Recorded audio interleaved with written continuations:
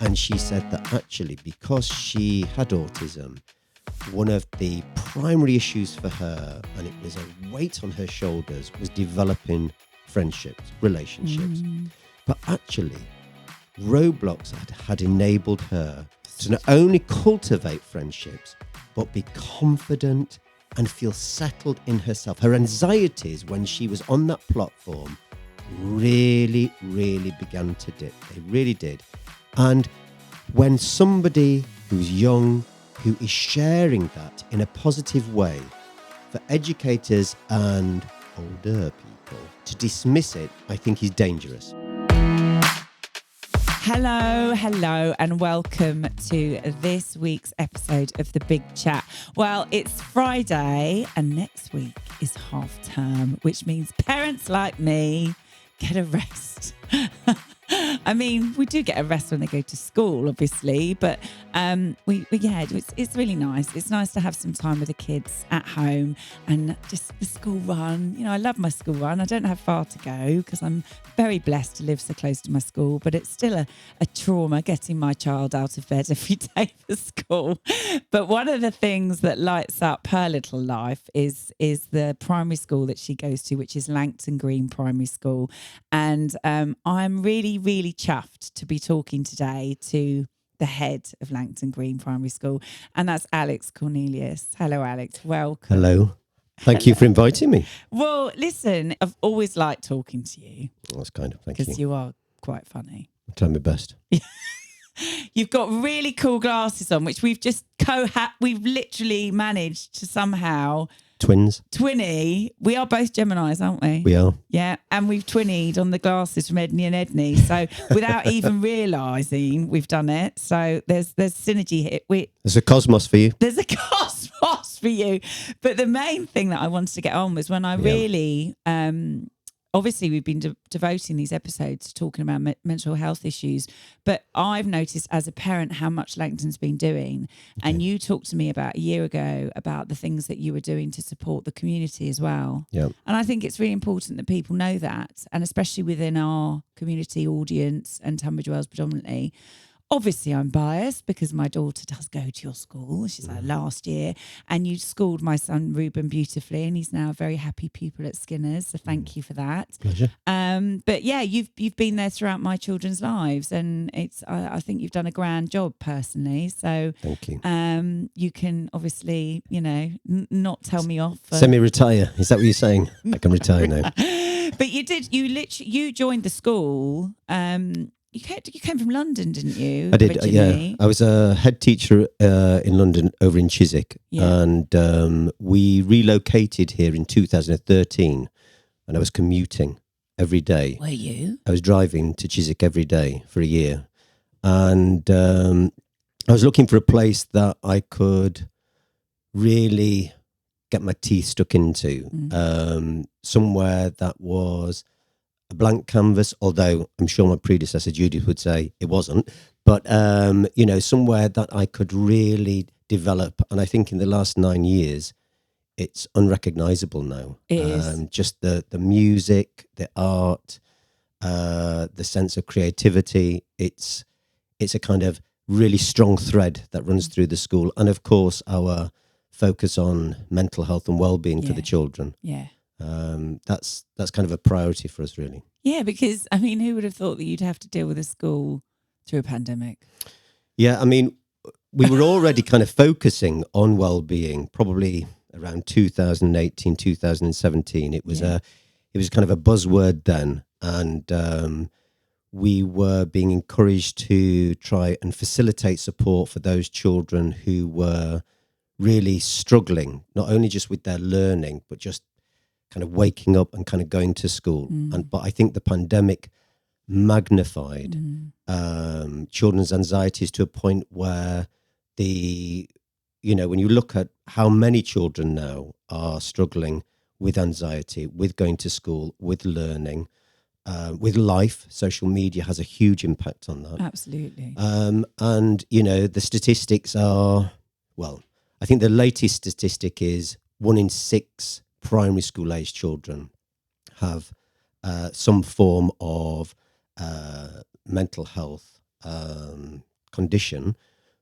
I personally feel it's probably more like 1 in 4. Do you? I think that, in every class you've got probably 8, maybe 10 children who are struggling. Of course, it's not exact, because some classes you'll have children that, are confident, are courageous. I try and not use the word resilient, because resilient is you just have to get on with it. You just have to somehow struggle, whereas courageous comes from within. Yeah. And I think that's a better word for childhood, that the children are courageous when they come into school, with all the influences that they have. And of course, it's impacted on parents, relationships. And we've seen a significant number of mums and dads really struggling over the last couple of years. And our support has kind of extended to them as well as the children, really. Yeah. I mean, it's you give you. I think I take for granted a little bit how great the school is. You sort of hear stories of there's lots of great schools, and it's not a competition, but we are very lucky. And I mean, certainly for myself and my ex-partner Ashley, it was we wanted to go to Langton Green. We wanted our children to go to Langton Green, and then we got you. I know. Well, I think when I first got there, God, we were like, we're getting Judith, and now we got this Alex Cornelius. No, I mean, we were thrilled because you brought an energy and an enthusiasm to that school and you're open to such diversity, which is really lovely. It's really refreshing because the children have fun. Yep. And when I hear my daughter or my son come home and the language the children are taught to, you've got very strong principles in the school, absolutely, haven't you? Yeah. The names of the classes, you know, like integrity and honesty, they're all very, very nurturing. Yeah, the virtues, you've got love, you've got peace, you've got joy, you've got... What we do is we're trying to prepare children for what is a very complicated world out there. Yeah. And, it's not easy because the powers that be, the DFE, how we're regulated through HMI and Ofsted, have a very, very specific criteria, and they judge you on that list. And over the years, the framework changes. It's a little bit more rigorous now than it was when I was a head teacher in London.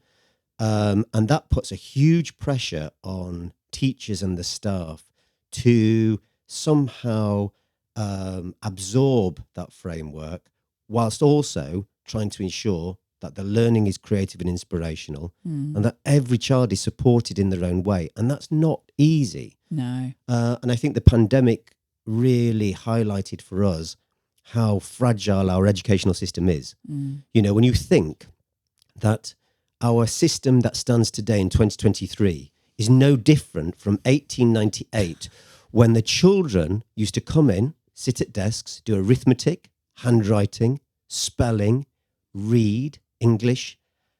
We haven't really shifted that much forward. And yet our children in today's digital age are far more aware of what's going on around them. Totally. And we are restricting to some extent how we facilitate learning. So it's really difficult because we have to ensure we do that because we've not been non-compliant, but also alongside it, make sure that the children have fun, they can express themselves, they're supported with any issues or concerns, and that as they step into secondary school, that they have that courage, that they're ready for the go. Yeah. And I think, and I really do think you do that as a school. Well, that's kind. And you do bring laughter into everything. Yeah. Well, I think the thing is... It's important. It is important. And I think particularly at real times of trouble and stress, it has to be diffused somehow. Yes. And I think people's anxieties are personal to them. They're generic, they're given a generic term, but they're very personal to them and their families. So it's important that you mirror and show that actually, even in the thick of it, you can still have a laugh. Yeah. Really. Yeah, and you can get a lot across in humour. You know, you can get a lot across. It must be hard as well being at the head of a school, because you've got the pupils, but you've got your teachers as well. Yeah. They're like your family. You've got to support them as well, and that must have been hard going through the pandemic, because that's a lot on your shoulders. Yeah, I mean, it happened, and we hadn't. And we had little choice about it, as all schools across, Kent and across the country, they were all faced with the same thing. I think for me, what I quickly saw was how nervous and anxious adults were about the possibilities of being poorly, and how that would impact them, their families, those around them. And for some, it was that anxiety was stronger than others. I think, limiting children coming to school, changing the system that you'd been so used to, destabilizes how you feel inside. And all I kept saying was, look, I'm like an airline pilot, and you're flying along, and all of a sudden the landing gear's not working, and a bit's fallen off the wing. And the passengers have noticed that there's a bit of turbulence, and all of a sudden you're looking at some buttons and you're thinking, I don't even know what those buttons are, and they're flashing at me. Should I press it, or should I just leave it? I don't know. But the one thing that I did say is, we'll get there eventually. We will get onto that tarmac, I promise you, somehow. And that is you're very stoic. Well, I like that. No, but I'm like that. I'm like, we're gonna this is gonna happen. We're gonna make it happen. It's my Yorkshire upbringing. They're all a bit stoic up there. Not always happy, but definitely stoic. So I mean, literally, you've done some amazing things with the school as well. I mean, the musical productions.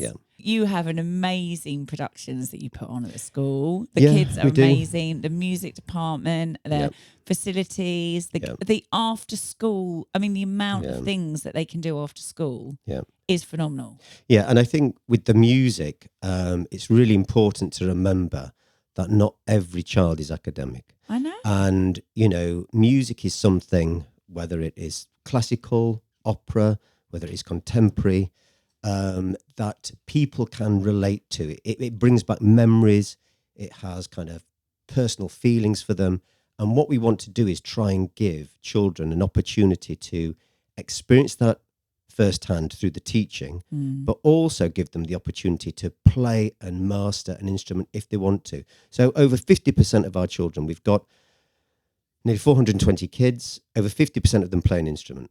Goodness. And all children get to play an instrument through structured learning through their time at Langton. And we have a orchestra, we have a brass band, which is very unusual for a school these days. A brass band is a kind of dying thing. And I came up with the idea just before, actually, lockdown in 2018, and everybody thought I was mad. And when I was asked why... I know that feeling. I'm not saying anything, by the way.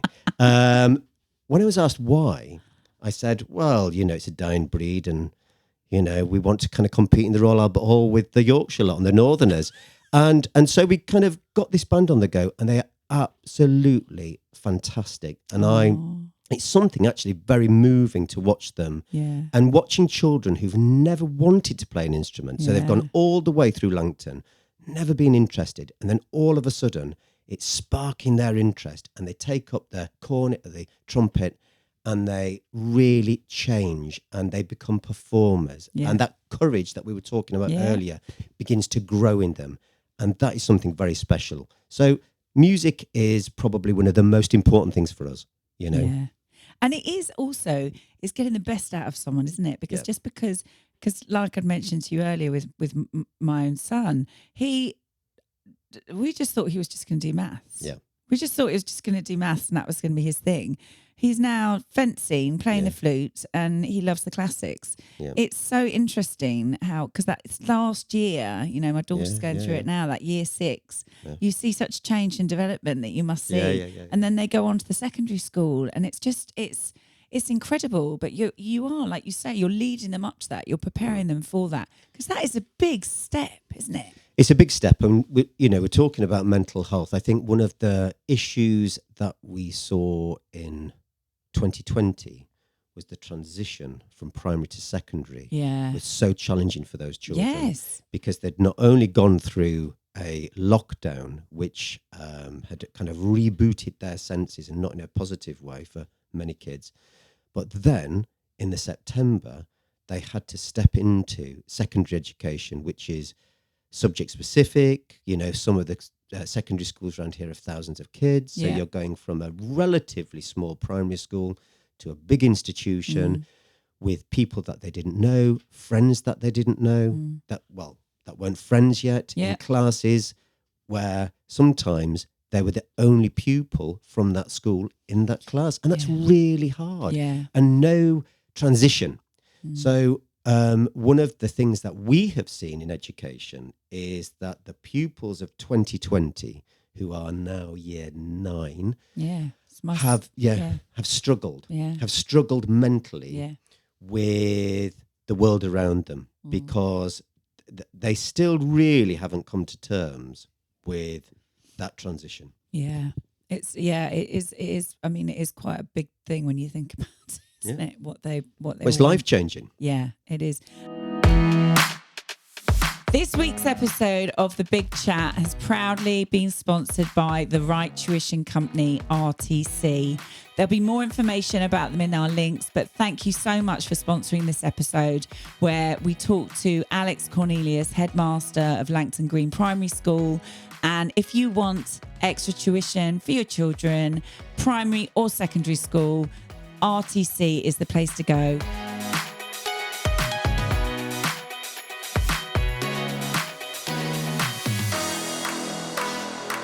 Without getting into, I'm not a scientist, so I'm not going to start saying anything I don't know anything about. But the kids' immunities are all over the shop, right? There is a lot of bugs going around. Yeah. There are a lot of bugs going around. That must have an impact on you as a school. How do you deal with that? Because you've now got people being ill a lot at the moment. I think when we had COVID, and we actually at the beginning of the pandemic didn't really see COVID kind of affecting the school at all. And it was only in the autumn of 2020 and the spring, January, February of 2021, that we really struggled with it. And we were seeing hundreds of kids and staff being ill. Yeah. And what's interesting is that people's patience kind of runs out after a while. So initially, everybody has goodwill because it is new, it is scary, nobody quite knows. But once it settles in, people start to think, well, surely they've just got to get on with it, type of thing. And the difficulty for schools was making sure that we had the right staffing ratios to support the children. Absolutely. I think we never closed a class down. You've not. And we just kept going throughout the whole thing. And some of it was logistics and good strategy. That's my deputy, Tom. Very good. And I thought you were about to say that was me. No. The rest of it was just fingers crossed and a bit of alchemy. Maybe that was me. It was pressing the buttons again that I didn't understand. It's like, okay, I'll press the tarmac. Yeah, I'll press that one. I can see the tarmac. Well, We're coming into land. We didn't see it for a while, but we did eventually. So I think in that sense, we're very blessed in lots of ways at Langton, because the staff there, whether it is the teaching team, we've got amazing teaching assistants. I mean, they just give everything to the school. Office staff, my school business manager, I mean, we've kind of work alongside one another, and she has to listen almost an hour by hour kind of moment, my moans and groans and kind of, But actually what we did was we were committed to getting everybody through that period, what we didn't realise is at the end of it, when we got to the tarmac, we would be seeing so many children who were really anxious and struggling then to come into school. And that now is a different pandemic. And, you know, I have to say, you know, I've been in education now for nearly 30 years, but I can honestly say that there are times when I just don't think our school system for some of those children is right. And it's very difficult because there's no alternative for them. So you're getting children who either go to school or don't. And what do they have? And it impacts not only the mental health of the kids, but their parents, because if a child isn't going to school, then that parent has to give up their work, their commitments, and their lives begin to be restricted. And of course, what happens is that their mental health begins to suffer. And it is a big problem with limited resources. Yeah. And my worry going forward for our system, but also our community and our families, is that there isn't the help out there for them. And, you know, we're being told, understandably, that children should get a high quality education and it should be preparing them for their future, because it's a rocky world out there. However, if they're struggling with their anxiety and their resources are limited and the parents can't get them into school and their lives are affected, their financial lives are affected, what happens then? People talk a lot about it. You know, educators, the DFE, they like a good chat. They like to show that they're thinking about it. But actually, what they need to do is stop thinking and talking and try and put something into place. Yeah, absolutely. And do you see, I mean, is that something you see? Yeah, I don't.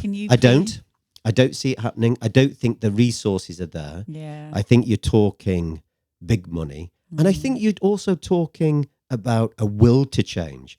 I mean, I can't talk for my secondary school colleagues and I wouldn't do them a disservice. But I think that they are under pressure because there is this underlying competition internationally that we all have to be beating one another with grades, and we're always comparing ourselves to various different countries, when actually we need to kind of stop that and start looking at how we can facilitate a better system that doesn't put pressure on parents, doesn't put pressure on children, but gives them all the options that they can access. Exactly. Because if you give it to them and it's there, they naturally, like the brass band, they naturally start gravitating towards it. It's totally true. And this, I always, sometimes with Reuben, my son, I always used to say to him, look, I just want the doors to be there for you. Yeah. Whether you go through them or not is up to you. But I want there to be lots and lots of doors, lots of options, because that is it. Because, and also, you know, one child might be incredibly academic, just naturally intelligent. I mean, apparently I was really good at physics, would you believe? And now I'm sitting I can't believe it. You know, but thank you. I appreciate you. And that wasn't even the humorous bit. I was being serious there. I could have done very well as a physician. No, but I would have quite liked to have been a scientist. I think I would have been a bit of a mad scientist, but all the best people are. but there's that thing where I think if you're encouraged, for me, for example, it worked the other way because I had quite a troubled upbringing. Right. I ran away from what I was good at, which was maths and science. And now I'm like, you know, I'm watching like forensic things and I'm like, oh my God, I would have loved to have been a lawyer or all these things. I never went to uni. I didn't because I ran away and I was busy doing this and busy doing that. But equally, there could be a child out there that feels really undervalued because they're not getting the marks on their tests, but they're really good at sport or they're really good at music. It's like you're saying, we shouldn't be valuing people on, you know. No, and I think we're one size doesn't fit all. Absolutely. And we're not great in this country because it's a kind of control thing. That if we structure something so tightly, then we have some influence and control over it. And therefore, the end product will be what we think it should be. Yeah. But when you're talking about emotions and human beings and relationships, you can't control that. And I think when you put a pandemic into the mix and you talk about the challenges now that we're facing economically, socially. Social media plays a big part in that, because what it does is it can be a force for good, but also it can challenge people's perception of what a good life is. And I think children are struggling to interpret and filter all of that. I mean, there's some great people out there that are challenging the education system, and rightly so. I probably shouldn't be championing them. There's but you're gonna. Well, there's a clinical psychologist called Such Dr. a rebel, Mr. C. I'm not at all. I'm really not. Dr. Naomi Fisher, Yeah. and she has this kind of philosophy of low demand parenting. And I think, I don't know a huge amount about her. My wife knows a lot more. But what she does is she is taking off the pressure of parenting and enabling the children to kind of feel settled within themselves. And by default, the parents feel settled. And it's much harder than you think. No, I bet. And I think that actually schools could learn a lot about that, because we are constantly, because of the system itself, putting pressure on them. And what we try and do at Langton is we try and get, it's very difficult, but try and get a balance between putting the pressure on a child to get the very best out of them, but also recognizing that at times it's not necessary, and then allow it. So we try and create some flexibility within our day for some children, and we try and give them opportunities to have support and therapies that are very specific to their needs. And, whereas in 2018, we might have had 20 or 30 children that we'd identified, we've now got about 70 or 80. Goodness me. We've got a huge wellbeing team. They're amazing. And what's some of the other things that you're doing? Because you were talking to me about those spaces, outdoor spaces that you were doing. And Yeah, things. so we've got, a couple of years ago, we'd actually came up with this idea prior to the pandemic. Yeah. We were going to have a kind of internal mental health hub. So it would basically house therapies for children who had moderate, kind of needs, really. Yeah. And then I got into a conversation with Lynn Trainer, who's the local vicar. And she is a great advocate for mental health in the community. And what we realized is actually we could develop something together. Now, we had a steering team. There were lots of conversations. I always wanted the yurts in place, initially for school, but then we realized that we could probably enable it to be accessible to the whole community. But Lynn and I also realised that with our roles within the community, within, the kind of busyness of it, that actually we couldn't be the driving forces. So trustees were appointed, and Thrive got charity status. Brilliant. And in lots of ways is a different entity to what we initially thought, but actually is doing so much for so many. And I think, not just for children, but also for adults. And I think it's just at the very beginning of its journey, really right at the beginning. And I think in 10 years' time, it will have definitely been support for those people that are struggling. And hopefully at the end of some of the support that you can't fix it. It's not, it was never designed to fix people's problems. It was just a place to go. Yeah. And that's often what people just need, is just a place to go. Yeah. Safe space to go.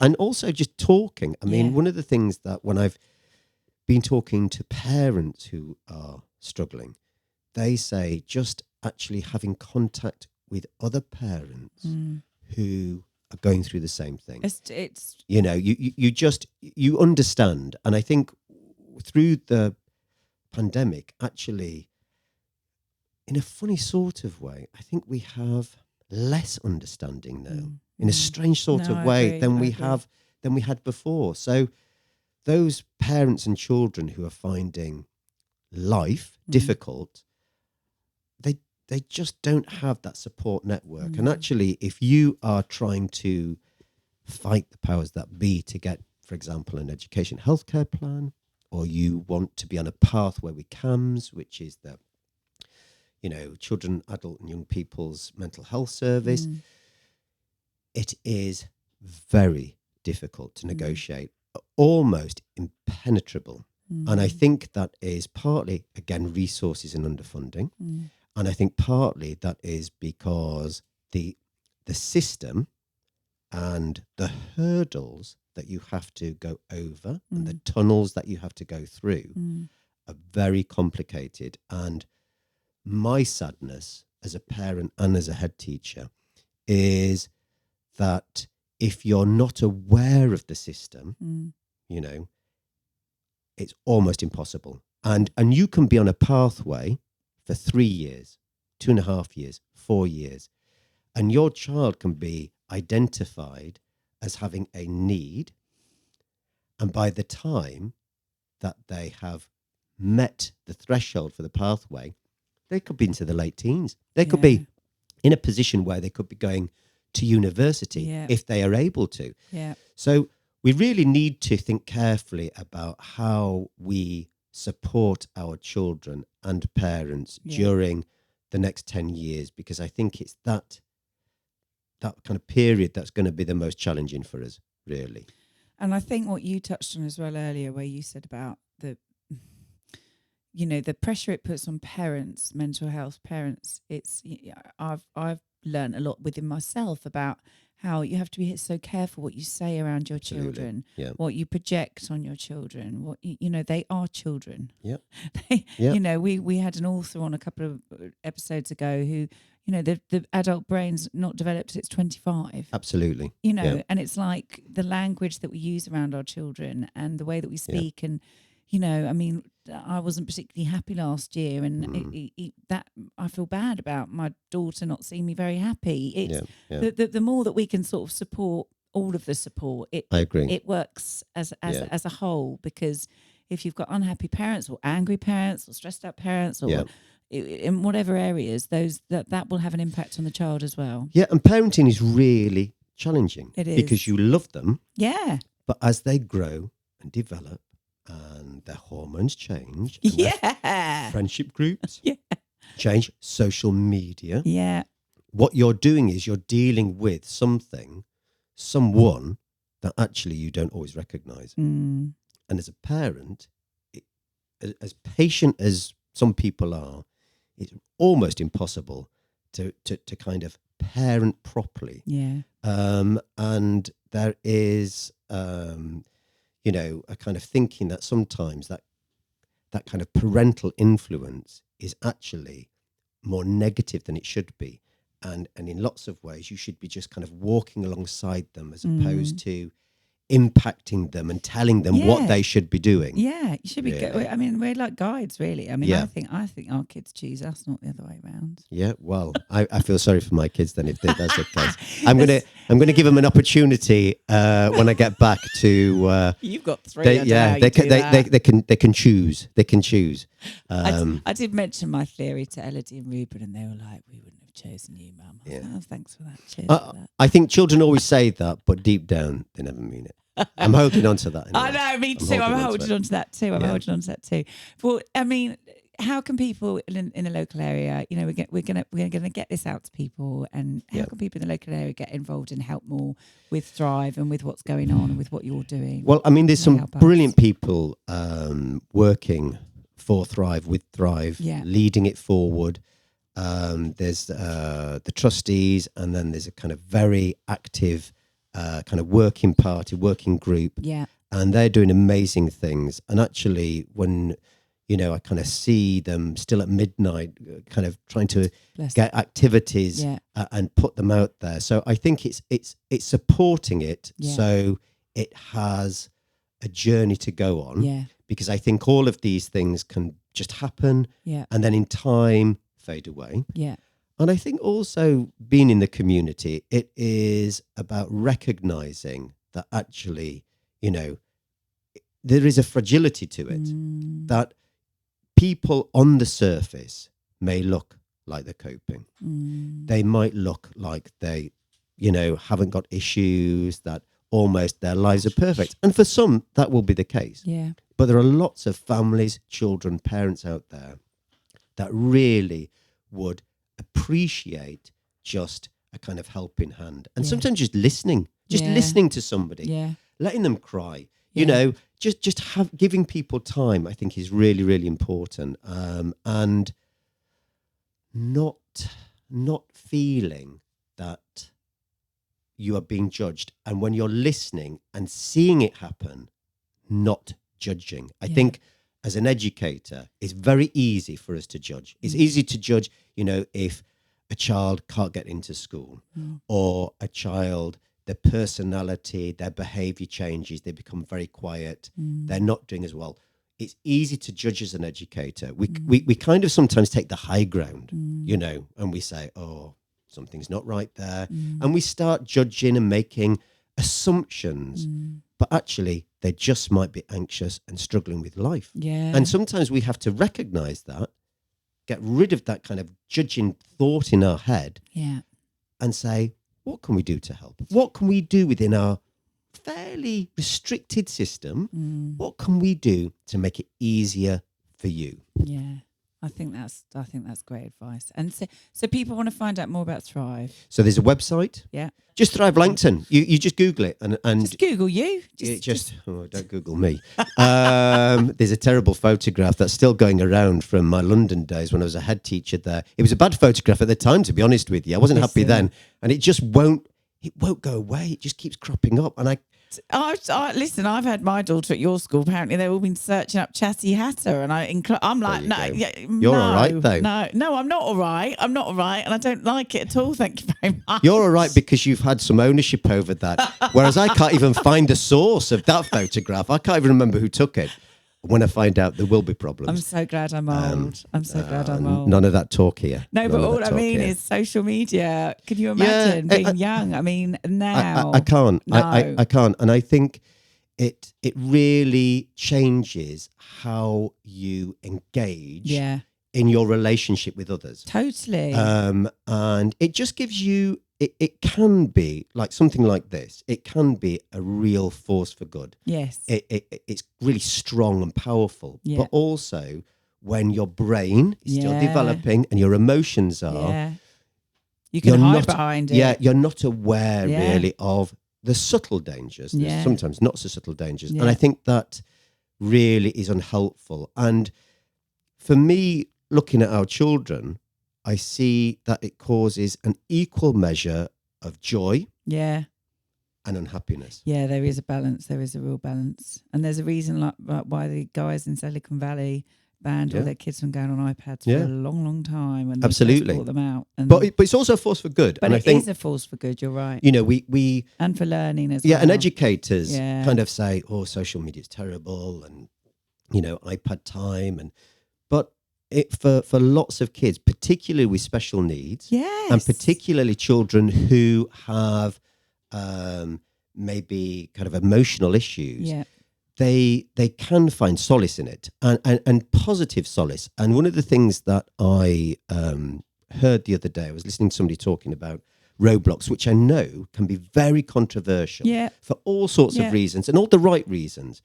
But it was a kind of young woman, and she had ASC, and she said that actually because she had autism, one of the primary issues for her, and it was a weight on her shoulders, was developing friendships, relationships. But actually, Roblox had enabled her to not only cultivate friendships, but be confident and feel settled in herself. Her anxieties when she was on that platform really, really began to dip. They really did.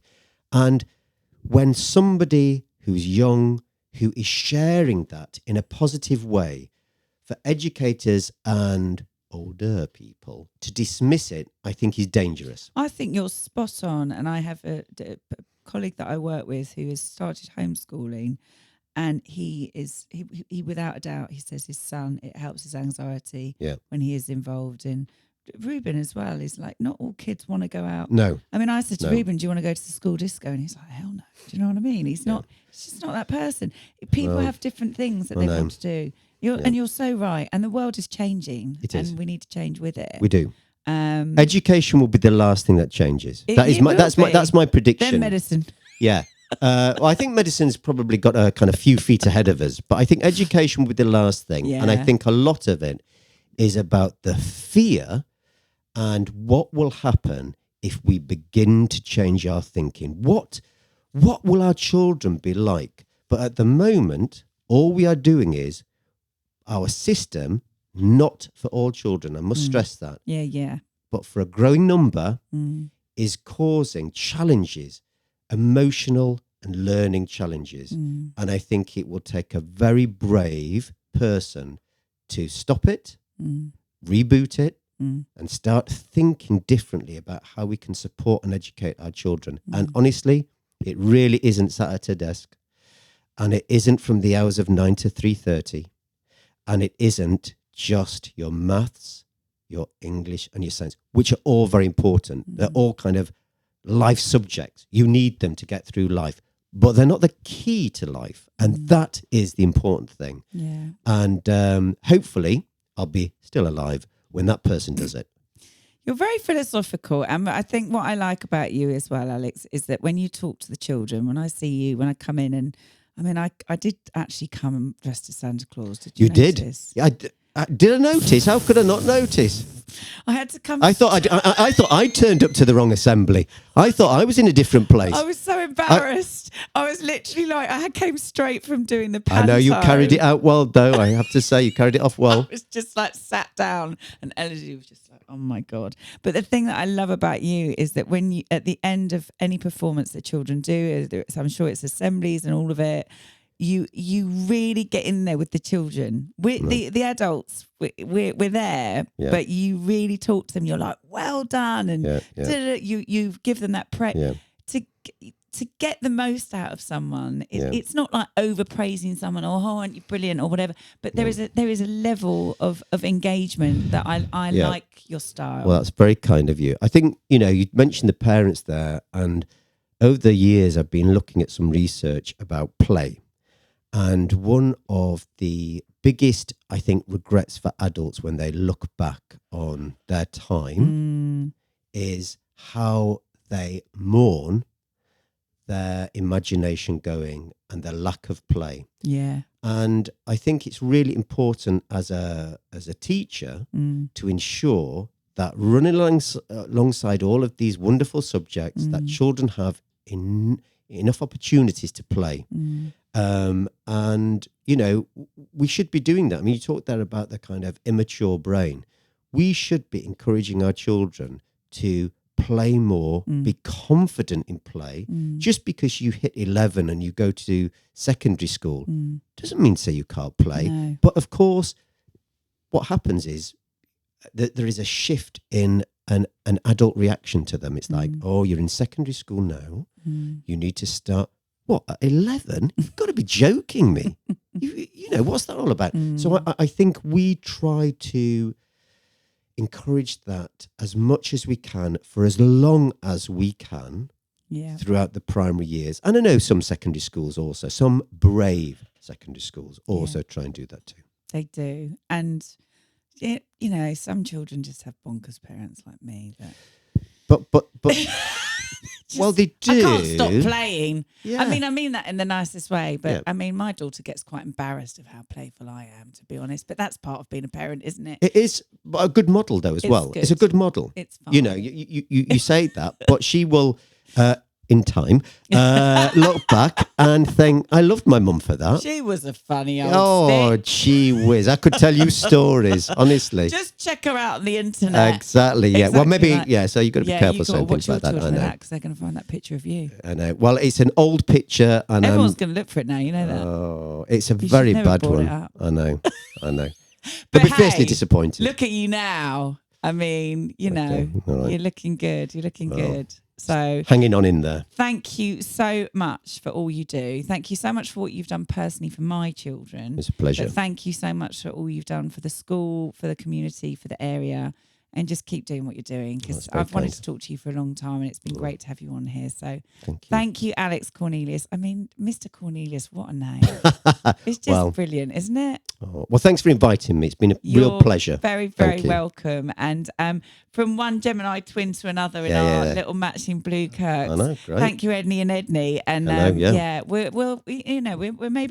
maybe we'll have some more chats in the Okay. future. Yeah, that'd be great. And get more people involved. That'd be 'cause great. I think what you brought up, there's been some really key points there that could be expanded on. So thank you Okay. very much. Thank you. I'm Thanks going for to let you get having me. back to school now. Oh, You no. need to go and ring the bell soon, don't you? Soon. In those glasses? Yeah, absolutely. Yeah, rocket. Okay. Thank Thank you. you very Cheers. much. Thank Thanks. you.